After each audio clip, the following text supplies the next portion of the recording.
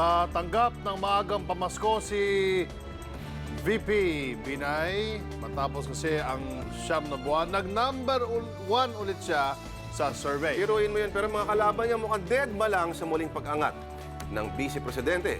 Umaaksyon si Mon Gualvez. Masigasig pa rin na nag-ikot at nakikain sa Payatas, Quezon City si Vice President Jejomar Binay kahapon. Yan ay kahit pa nabawi na niya ang unang pwesto sa bagong presidential survey ng Pulse Asia. Mula sa 19% noong Setyembre, umakyat sa 33% ang boboto sa kanya sa 2016 elections. Ang dating nangungunang sa Senadora Grace Poe, pumangalawa na lang sa nakuwang 21%.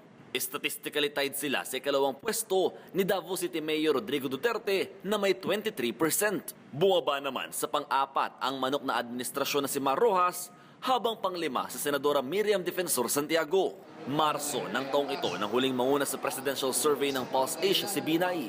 Pinakamalaking factor dyan, hindi tuloy-tuloy na pagdarasal na sana mapataas yung aking rating sa survey.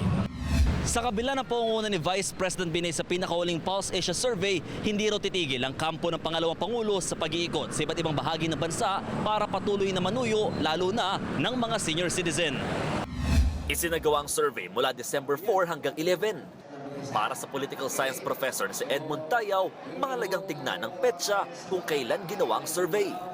It's the same period where everyone was talking about the qualification of Senator Grace and also the off-the-cuff remarks of Mayor Digong Duterte that essentially didn't work for him. Pero para raw mapanatili ito, may dapat gawin si Binay. Dapat talagang kahit papano, mapakit lang sa tao na yung mga aligasyon sa kanya, isa man lang doon, hindi totoo. Sabi naman ni Rojas, ang pinaka-importanting survey magaganap pa sa Mayo. Magulo pa raw ang datos ngayon lalo't paiba-iba ang mga nangunguna. Si Senator Po naman, gagamitin daw bilang gabay ang election surveys para mas maabot ang mas maraming Pilipino.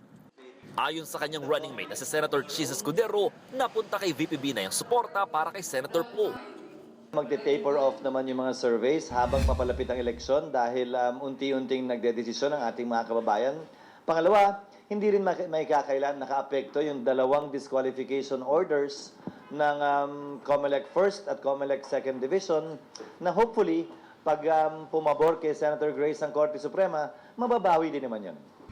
Si Senador Escudero nanguna sa Vice Presidential Survey. Kasunod sina Senador Bongbong Marcos at Senador Alan Peter Cayetano. Nasa pang-apat naman ang manok ng Liberal Party na si Congresswoman Leni Robredo. Umaaksyon! Mon Gualvez, News 5! Be sure to come back. News 5 everywhere. Copyright 2015.